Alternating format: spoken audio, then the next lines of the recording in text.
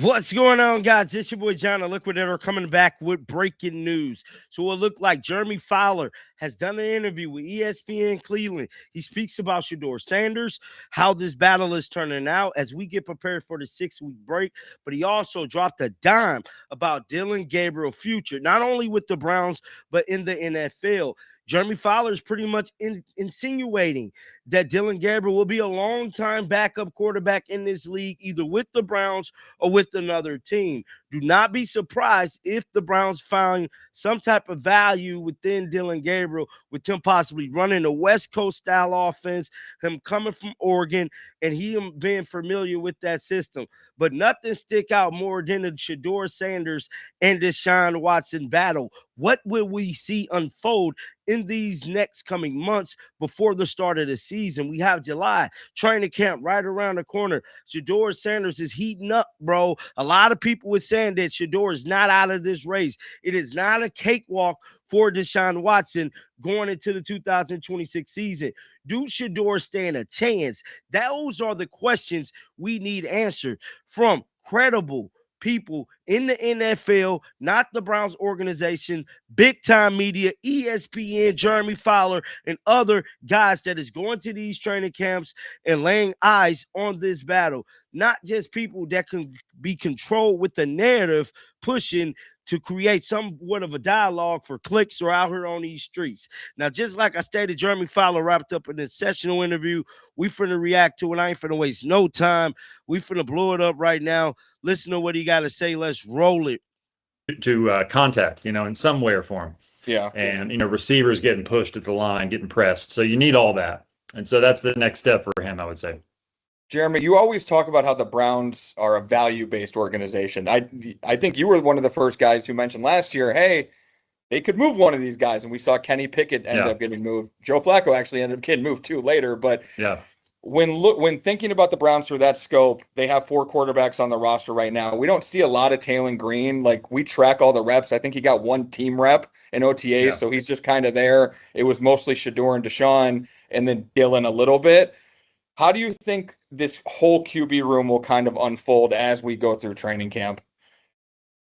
Yeah, well, I would say, that puts Dillon Gabriel in an interesting spot, right? Because he hasn't been listed in this 2-man race. And just thinking about the dominoes that could fall, a lot can happen because you got Gabriel as this third option. Mm-hmm. Maybe he has value somewhere. Maybe somebody makes a call to Cleveland and it's intriguing enough to think about. He can run that West Coast system well. He's good with like the ball fakes and the bootlegs, throwing on the run, play action. Like, he can do all that. Mm-hmm. He's kind of a guy. I asked an NFL coach about him the other day, actually, and it was more like, hey, he's going to play a long time in the league, probably. Like, he's not going to fizzle out, even though he's small in stature. Like, he'll be a backup for a long time somewhere, a 2 or 3. He probably isn't tracking right now for the profile of a starter. But maybe that has value somewhere. It's different because Kenny Pickett, it was a first-round pick who had done it for a couple years. Even though it didn't work out, but he was a surefire backup. So the Raiders gave value for that. I still don't know if Gabriel, even though if he might play a long time in the league, I don't know if he has that value yet. We'll see.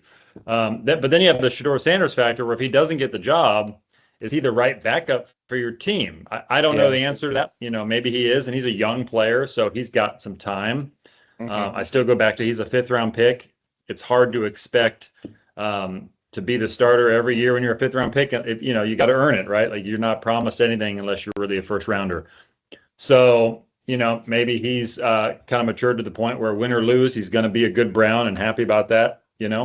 So far he's been good behind the scenes in the locker room and working and all that stuff. So I think if Shedeur were to lose the job, it'll be interesting to see how he handles that. And if the Browns feel like maybe there's some tension there, maybe they do try to facilitate a trade. But I don't. See what I'm saying? I'm telling y'all right now, Jeremy Fowler ain't just saying Shedeur might feel a type of way for nothing, bro. This ain't for nothing. I don't think it's a situation where the Browns are going into this summer saying, we got to trade one of these guys. I really think it's based on what presents itself, who calls, if there's interest or if there's real intrigue there to get, trade value for it. Taylor Green, I would take off. I mean, he's such a project at this point. Yeah. I think they want to see that through. And Deshaun Watson, I would take off the table because of the money and it wouldn't make a lot of sense to trade him. I don't know who would trade for him at this point. So it's really about the 2 draft picks from the year before, Shedeur and Dillon. Jeremy, kind of wrapping up here, the 2027 draft, everybody believes that the Browns have their eyes on it. Real quick, there was some Sorsby news. I'm not sure if you saw it yet. Thamel, more lawsuits going on with the Big 12. Are we fully ruling? Fast forward this.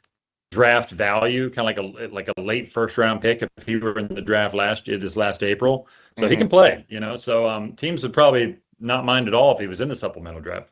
Do you know that if he entered the supplemental draft, would that take him out of being at Texas? Like, do you know how that works? I'm kind of putting you on the spot here with all this new legal stuff. Yeah, the supplemental, there just haven't been very many of them. So it hasn't been a focus for me. I actually don't know exactly. But, the team would own his rights at that point. So, certainly I think they'd be willing to give up a 2 for him.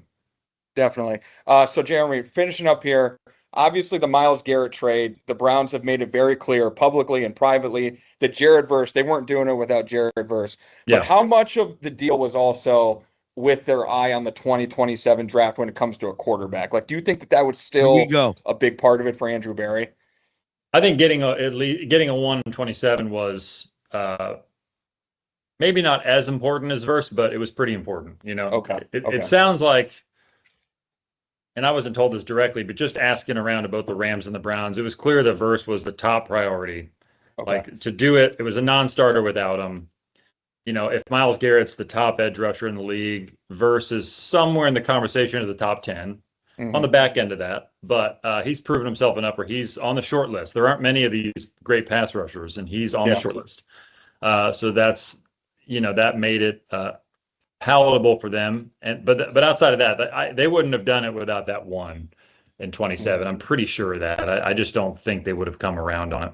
Do you think teams are looking at the 2027 draft as like all the quarterbacks together, or have guys, or like are teams going into it like, hey, there's potentially 5 to 6 guys in this draft, or is it more of looking at the top 2, or like how are teams looking at that 2027 quarterback draft? Well, you kind of work in terms of over-unders, first-rounders, right? I've heard 3 is kind of a good prediction I've got from a couple people. It could be 3 first-rounders.